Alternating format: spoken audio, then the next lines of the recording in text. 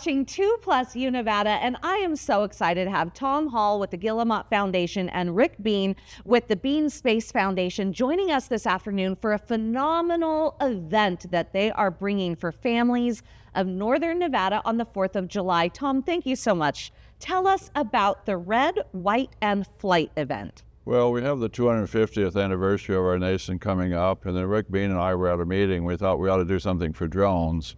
So the idea came forward to have drone show and then a concert and then at Mackay Stadium so we can have 10 to 15 or 20,000 people with their kids to understand and see these drones, which are totally amazing. So that was a start, and then we've embellished that with other ideas. Oh yeah, you've embellished. We'll get into that in a little bit. But Rick, first explain why drone technology with the 4th of July. The obvious issue is fireworks that might light something on fire in the neighborhood versus safety of drones, but also to put emphasis on drones because it's a transformational technology. It is going to alter the way we do business and the way we do lots of personal activities as things evolve with the technology.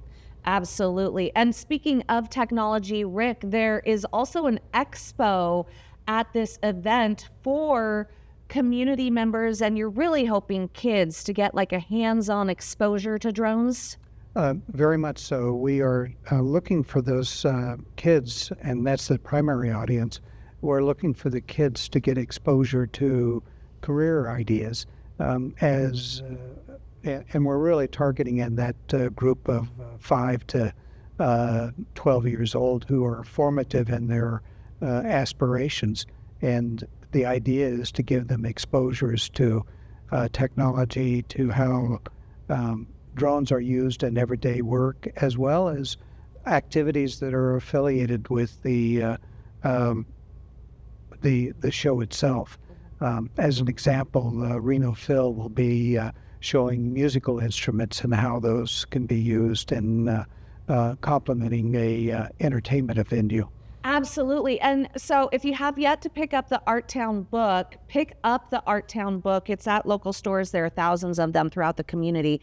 And this particular event you can read about in the Art Town magazine. But Tom, talk to me about why it's so important to include the Reno Phil in this amazing event. Well, patriotism, patriotic music.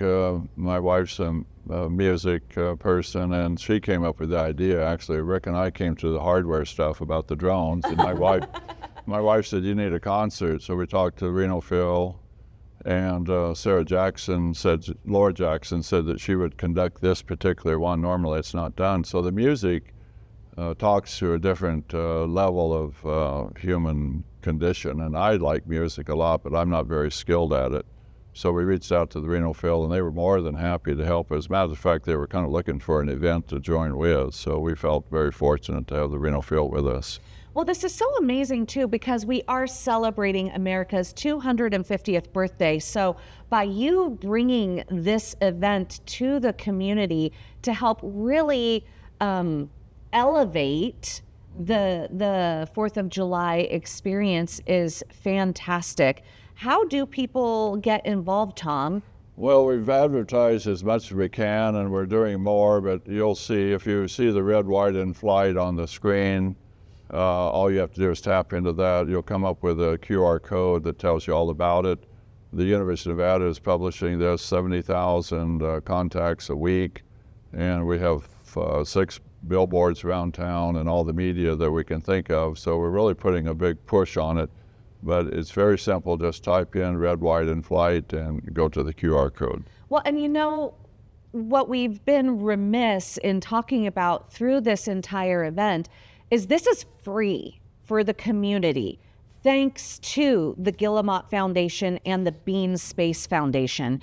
Why do your two foundations think it is so important to tap into the kids of our community to bring drone technology to the forefront as a potential career for them? Well, the Bean Foundation and the Gillemot Foundation are very driven to help education in our area. We've helped middle schools, high schools, elementary schools, colleges, and so this was a way to get kids interested. as you mentioned earlier, at third grade, fourth, fifth, that's when kids are starting to be exploring their careers.